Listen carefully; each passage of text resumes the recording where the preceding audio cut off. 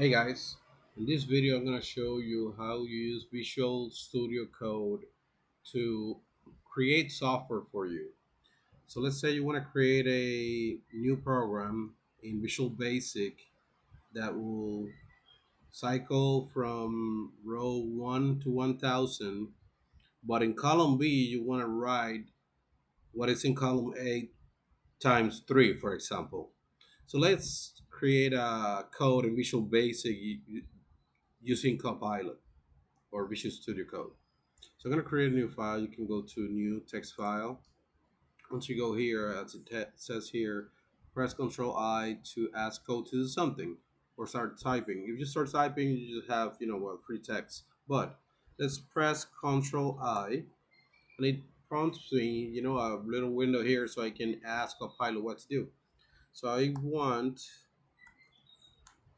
to create a VBA code that will cycle from row 1 to 1000 and write in column B what it is in column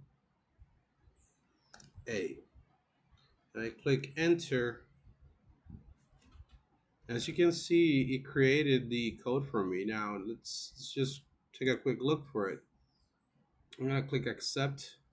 As you can see, it created a subroutine called copy columns A to B, and it went from declared the variable and goes from where I is equal to 1 to 1000, which is what we ask. It's saying in column B, which is column 2, right? It goes rows and columns, cells.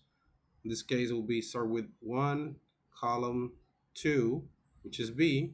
The value will be what is in cells I, column 1, but it seems that it just forgot to multiply it by 3 since we said 3 times.